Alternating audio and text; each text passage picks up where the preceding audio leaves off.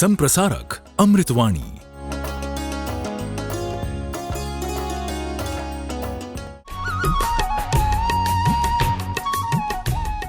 आर्हत वाङ्मय में कहा गया है, सवणे नाणे बिन्नाणे पच्चखाणे य संजमे अनन्हवे तवे चेव बोदाणे अकिरिया सिद्धि।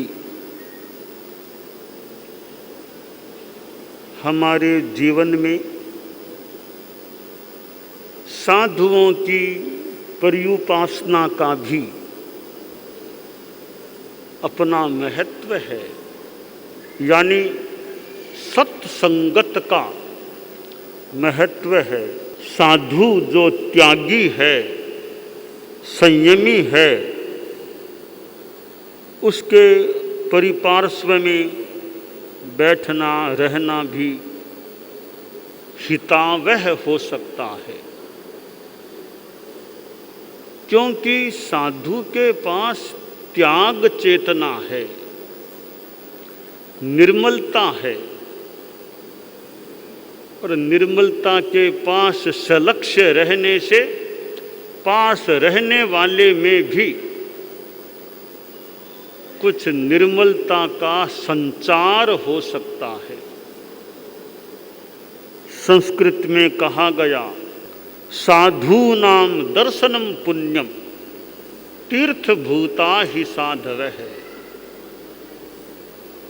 तीर्थम फलति काले न सद्यः साधु समागम है आश्रय।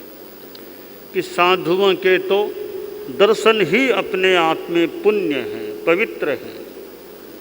साधु तीर्थ के समान होते हैं, चलते फिरते तीर्थ होते हैं। तीर्थ यात्रा की बात भी है कि साधु खुद अपने आप में तीर्थ हैं। जैन धर्म में तीर्थंकर शब्द आता है। 24 तीर्थंकर वर्तमान अवसर पीढ़ी में इस भरतक क्षेत्र में हुए हैं। तीर्थंकर कौन होता है? जो तीर्थ को करने वाला होता है, तीर्थ की स्थापना करने वाला होता है, और प्रवचन भी करने वाला। तो तीर्थ कितने? 4 तीर्थ बताए गए हैं। साधु, साध्वी, श्रावक, श्राविका, 4 तीर्थ हैं। साधु भी तीर्थ है, साध्वी भी तीर्थ है, और आश्चर्य की बात तो संभवतः यह है कि श्रावक भी तीर्थ है, श्राविका भी तीर्थ है। तरने की साधना करें, तीर्थंकर के लिए कहा गया है, तिन्नाणम तारयाणम। तीर्थंकर स्वयं तीर्ण होते हैं और दूसरों को तारने वाले होते हैं। तो साधु भी तीर्थ हैं, उनकी पर्युपासना करने से अनेक लाभ होते हैं, हो सकते हैं। शास्त्र में 10 लाभ बताए गए हैं। पहला लाभ है कि साधु श्रवण माहन के पास बैठेंगे तो हो सकता है कुछ सुनने को मिल जाए, श्रवण का मौका मिल जाए। और कई बार थोड़ी देर भी साधु को सुनने का मौका मिल जाए तो वह भी कल्याणकारी बात हो सकती है। एक घड़ी आधी घड़ी, आधी में पुण्य आध, तुलसी संगत साध की हरे कोटि अपराध। एक घड़ी की सत्संगत मिल जाए, कहीं एक घड़ी तो टाइम नहीं तो आधी घड़ी सत्संगत कर लो, तो उतना भी टाइम नहीं तो पाव घड़ी भी कर लो। थोड़ी देर की भी साधु की संगत है, करोड़ कितने पापों को हरने वाली हो सकती है। और साधु जो त्याग मूर्ति हो, क्षमा मूर्ति, दया मूर्ति, अहिंसा मूर्ति, समता मूर्ति हो। कि साधु कैसी अहिंसा की मूर्ति? तन कर मन कर बचन कर, देतन काहू दुख, तुलसी पातक झड़त है, देखत बाको मुख। कि जो साधु अपने तन से मन से वतन से किसी को दुख नहीं देते, ऐसे साधुओं का मुख दर्शन करने से भी, मुख दर्शन करने वाले के पाप जड़ते हैं, यानी कर्म निर्जरा हो जाती है। तो साधुओं की संगति करने से, पर्युपासना करने से श्रवण का, कुछ सुनने का मौका मिल सकता है। और सुनने को मिलता है, उससे सुनने वाले का, श्रोता का ज्ञान उसको मिलता है, ज्ञान प्राप्त होता है। हमारे कान जो सुनने के साधन हैं, हम सुनते हैं और सुनकर के ज्ञान प्राप्त कर लेते हैं। तो श्रवण, और श्रवण से होता है ज्ञान। कई बार हालांकि पुस्तक पढ़ने से भी ज्ञान मिलता है, कई बार पुस्तक की बात स्पष्ट नहीं होती है, तो जिज्ञासा करें, ज्ञानी से पूछें, तो वो पुस्तक की बात का भी हार्द समझ में आ सकता है। तो गुरु से श्रवण मिलता है और श्रवण से ज्ञान मिलता है, और ज्ञान से फिर विज्ञान, विशेष ज्ञान, हेय उपादेय का विवेक प्राप्त होता है। क्या छोड़ने लायक है और क्या ग्रहण करने लायक है। हेयोपादेय विवेक, हेय और उपादेय का विवेक प्राप्त होता है। फिर आगे जब यह विज्ञान हो गया, क्या हेय है और क्या उपादेय है, तो आदमी हेय का प्रत्याख्यान करता है, पाप को छोड़ता है, पाप का परित्याग करता है। प्रत्याख्यान हुआ। कितने लोग साधुओं की संगति में आकर कोई शराब छोड़ते हैं, कोई चोरी छोड़ते हैं और कोई पाप छोड़ देते हैं, तो प्रत्याख्यान हो जाता है। प्रत्याख्यान हुआ तो संयम हो जाएगा, संयम होगा तो अनास्नव संवर हो जाएगा। फिर तपस्या होती है, व्यवदान कर्म निर्जरा होती है, और आगे बढ़ते बढ़ते अक्रियता की साधना, योग निरोध की स्थिति प्राप्त हो जाती है। उसके बाद सिद्धि निर्वाण की प्राप्ति हो जाती है। तो यह साधुओं का योग मिलना भी अच्छा है, साधु समागम होना भी अच्छा है। सुत दारा अरु लक्ष्मी पापी कै भी होय, संत समागम हरि कथा तुलसी दुर्लभ दोय। और एक सामान्य आदमी पापी कहा गया है। आदमी के घर में भी परिवार मिल जाए, बेटा मिल जाए, संपत्ति धन आदि मिल जाए, पर संतों का समागम होना और हरि कथा, भगवान धर्म की कथा होना, ये बातें दुर्लभ बताई गई हैं। तो रोहिणी ये चोर था, भगवान महावीर की वाणी कान में पड़ गई। इच्छा तो नहीं थी कि महावीर की वाणी कान में पड़े, पिता ने कह दिया था कि वो महावीर जी है ना, उनकी बात को नहीं सुनना है, उनकी बात सुनने से हमारा काम धंधा बंद हो जाएगा। रोहिणी चोर था, पर एक बार वो वाणी, क्योंकि कांटा चुभ गया था, वैसे तो कानों में अंगुलियां डाल के भाग जा रहा था संभवतः, पर वो कांटा चुभने से कान से अंगुली निकालने पड़ी, कोई वाणी पड़ गई। खैर थोड़ी लंबी बात है। तो संतों की वाणी कान में पड़ती है, वो भी अच्छी बात है। जीवन में कितना उतारेंगे यह तो बाद की बात है, तो संतों की वाणी कान में पड़े, वह भी धर्म की वाणी, आर्ष वाणी, आगम वाणी, शास्त्र वाणी, भगवद वाणी, पवित्र वाणी, गुरु वाणी, जिन वाणी, ये आगम में जो बातें हैं वे कानों में पड़ती हैं तो भी अच्छा। मानो कि कान भी धन्य हो जाएं, भगवद वाणी, आर्ष वाणी कानों में पड़े, संतों की वाणी, अच्छी उपदेश की वाणी कानों में पड़े। तो बिना मन संतों की वाणी, भगवान महावीर की वाणी कान में पड़ गई तो भी कुछ एक भला हो गया, हित हो गया, तो इच्छा से संतों की वाणी सुने, वो और भी अच्छी बात है। साधुओं की संगति बहुत अच्छी है। मान लो साधु तो हमेशा नहीं भी मिले तो सज्जनों की संगति करना, अच्छों की संगति करना। साहित्य पढ़ना है तो अच्छा साहित्य पढ़ेंगे, ज्ञानवर्धक, धार्मिक प्रेरणा देने वाला, अच्छे संस्कार देने वाला साहित्य पढ़ेंगे तो वह साहित्य की सत्संगत यानी सत्य साहित्य की संगत हो जाती है। आप लोग टीवी देखते हो सकते हैं, अब टीवी में भी कोई संतों की वाणी प्रवचन आ रहा है, अच्छी धार्मिक आध्यात्मिक बात आ रही है, उसको सुनेंगे तो उससे भी अच्छा पथ दर्शन मिल सकता है और जीवन में अच्छा परिष्कार आ सकता है। इसलिए अच्छी बात सुनना, अच्छी चीज को देखना, अच्छा बोलना और अच्छा सोचना, बस अच्छा बोले, अच्छा सुने, अच्छा देखें, अच्छा ही सोचे, अच्छा सोचें तो हमारी चेतना भी अच्छी बन सकती है। आदमी बुरा बोलता है, बुरी बातें सुनता है, बुरी चीज़ें देखता है, बुरा सोचता है तो आदमी की चेतना मलिन बन सकती है। हमारे भीतर में अच्छी खुराक जानी चाहिए, अच्छी चीज़ें जानी चाहिए।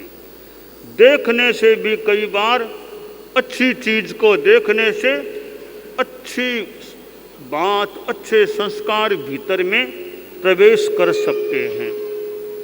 फोटो आँख के सामने आती है, एक फोटो जैसे हम भगवान महावीर की फोटो आँख के सामने आती है, ध्यान मुद्रा में वीतराग स्थिति लगती है, प्रभु की बैठे हैं, उनके फोटो की ओर आंखें जाती हैं तो एक आध्यात्मिक खुराक प्राप्त हो सकती है।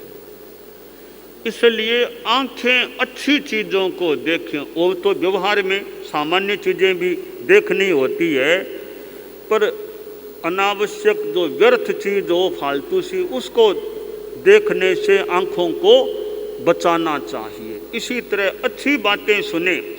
किसी की निंदा हो रही है, हमें कोई मतलब नहीं है, दूसरों की निंदा सुनने में हम क्यों रस लें, हमें क्या मतलब, वो जाने, हम फालतू रस क्यों लें निंदा सुनने में। तो बुरी बातें नहीं सुनी और किसी के बारे में हम क्यों बोलें। उचित जगह पर कोई बताना हो तो बता दिया, बाकी किसी के बारे में हम क्यों निंदा करें, क्यों फालतू किसी पर कमेंट करें। अपेक्षा हो तो कहीं बता दें, बाकी अनावश्यक किसी पर बुरा कमेंट भी हम क्यों करें। दिमाग से सोचें तो कल्याण की बात सोचें। सर्वे भवन्तु सुखिनः, सर्वे सन्तु निरामयाः, सर्वे भद्राणि पश्यन्तु, माँ कश्चित् दुख भाग भवेत्। संसार के सब प्राणी सुखी रहें, चित्त समाधि में रहें, सब निरामय रहें, काम क्रोध और व्याधियाँ आदियाँ सबसे मुक्त निरामय रहें और सब कल्याणों को देखें। कोई भी संसार में दुखी न रहे, दुखी न हो। तो मंगल भावना मन में रखें, दिमाग में अच्छे विचार रखें, दिमाग में उदारता रखें, मन में उदारता, तुच्छता में न जाए, संकीर्णता फालतू हमारे दिमाग में न आए, तो अच्छा सोचना होता है तो हमारी चेतना को भी एक अच्छी स्थिति प्राप्त हो सकती है। तो ये भारत में इतने संत लोग हैं, अतीत प्राचीन काल में कितने बड़े बड़े ऋषि महर्षि हुए हैं जिन्होंने मानो तप तपा है, साधना की है। आज भी अपने ढंग से संत लोग भारत में हैं, साधना करने वाले हैं। तो ये संतों का होना, ऋषियों का होना भी एक अच्छी बात है। धरती पर ऋषि विचरते हैं, अच्छी बात है, काल्पनिक बात है, केवल तत्व लेने की अपेक्षा है। कहते हैं आकाश और धरती में कभी या कल्पना की भाषा में संवाद हुआ तो आकाश और धरती ने कहा भैया भैया तुम कितने अच्छे हो, तुम्हारे पास कितनी तेजस्वी चीज़ें हैं, तुम्हारे पास सूर्य है, तुम्हारे पास चंद्रमा है, ग्रह नक्षत्र तारे, कितनी कितनी चीज़ें अच्छी अच्छी सृष्टि की चीज़ें वो तुम्हारे पास है, तुम तो कितने बड़े हो, कितने बड़े हो, तुम्हारे पास कितनी तेजस्वी चीज़ें हैं। आकाश ने कहा बहन तुम्हारी बात तो ठीक है, तेजस्वी चीज़ें मेरे पास है, सूर्य है, चंद्रमा, बहुत अच्छी चीज़ें हैं, पर एक चीज़ ऐसी है वो तुम्हारे पास है, तुम्हारे पास रहती है, मेरे पास नहीं है। क्यों मेरे पास है क्या? मैं तो धरती हूँ, मुझे मेरे पर लोग थूकते हैं, कोई खोदते हैं, कोई कुछ, मेरे पास है क्या? कि एक चीज़ है तुम्हारे पास, क्या? कि संतों के चरण कमल तुम्हारे पर टिकते हैं। धरती तुम बड़ी भाग्यवती हो कि संतों के चरण तुम्हारे पर टिकते हैं, संत तुम्हारे पर विचरण करते हैं, विहार करते हैं, घूमते हैं, यात्रा करते हैं, बैठ करके उपदेश देते हैं। तो संत संपदा तुम्हारे पास है, वो मेरे पास नहीं है। तो धरती का भी मानो स्थूल भाषा में भाग्य होता है कि संत जहाँ विचरते हैं, संत रहते हैं, संतन होते जगत में तो जल जाता संसार। कि संत दुनिया में न हो, यानी सदुपदेश, अच्छी प्रेरणा आदि न हो, तो दुनिया में कोई हो तो कठिनाई हो सकती है। तो संतों का होना अच्छी बात है। बताया गया है कितने करोड़ों करोड़ों संत दुनिया में होते हैं। उत्कृष्ट तो 9,000 करोड़ से भी ज़्यादा चारित्रात्माएं पूरी सृष्टि में रहते हैं। तो सृष्टि का सद्भाग्य है, इतने करोड़ों करोड़ों करोड़ों कितने साधु चारित्रात्माएं इस दुनिया में रहते हैं। तो चारित्रात्माएं हैं, संत हैं, उनकी संगति करना भी अपने आप में अच्छी बात होती है।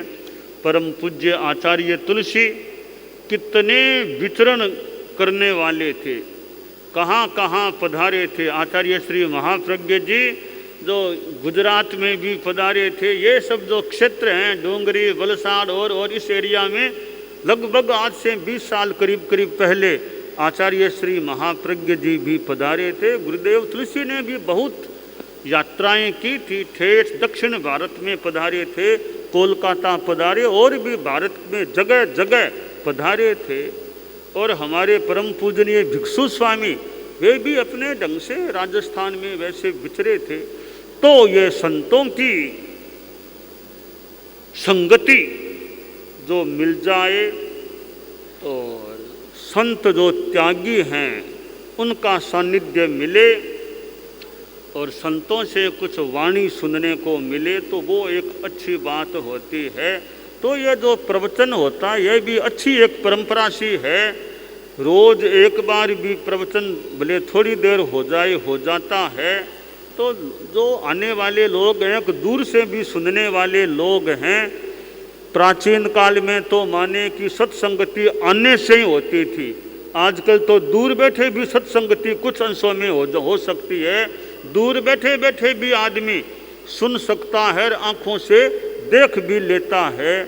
तो आजकल तो सत्संगति कुछ आसान भी मानो हो गई है कि साक्षात होना तो खैर विशेष बात है, पर साक्षात आना न भी हो सके तो दूर बैठे भी घर में सामायिक कर ली, इधर टीवी में प्रवचन भी आ रहा है, दोनों काम हो सकते हैं। तो ये संतों की वाणी, गुरु वाणी जो कल्याणी है, उसका श्रवण किया जाए और उसको सुनकर के फिर जीवन में जितना संभव हो सके आचरण करने का प्रयास हो। कि सुना और आचरण किया, ज्ञ परिज्ञा प्रत्याख्यान परिज्ञा, जाना और फिर हेय का परित्याग किया। तो सदाचरण जीवन में हो, जीवन में कदाचार, कुत्सित आचार, ये चीज़ें जीवन में न हो। सदाचारी ठीक है, हर आदमी साधु न भी बन सके, परंतु अच्छा आदमी सद्गृहस्थ भी बना रहे तो भी ठीक है।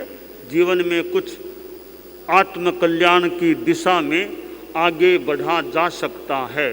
तो आज इधर यह वलसाड़ की एरिया और यहाँ भी लोगों में खूब धार्मिक चेतना अच्छी बनी रहे।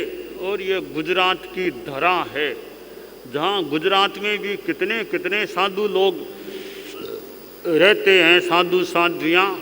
तो अच्छा है जहाँ साधु साध्वियों का विचरना हो, उनसे जितना आध्यात्मिक लाभ लिया जा सके वो लेने का प्रयास होते रहना चाहिए।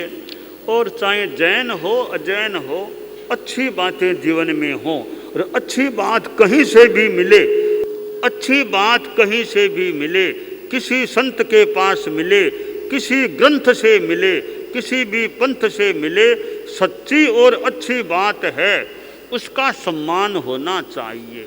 सच्ची बात कहीं पर भी हो, कोई आग्रह नहीं कि कीचड़ में भी हीरा है तो भले कीचड़ में हीरा तो हीरा ही है। तो जैसे कीचड़ में पड़े हीरे को आदमी उठा लेता है, तो उसी प्रकार भी किसी छोटे बच्चे के पास भी कोई अच्छी बात हो तो ठीक है, अच्छी बात लेने में हमें क्या दिक्कत है। तो अच्छाई चाहिए, सच्चाई चाहिए, फिर वो कहीं पर भी हो, इस आंगन में है, बाहर है, कहीं पर भी है। सच्चाई और अच्छाई वो ग्राह्य है, वो सम्मान्य है, तो वो आदमी को लेने का प्रयास करना चाहिए। तो सत्संगति, अच्छों की संगति हो, साधुओं की संगति हो, जीवन में अच्छाइयों का, सच्चाई का विकास हो, यह आदमी का प्रयास रहना चाहिए। संप्रसारक अमृतवाणी।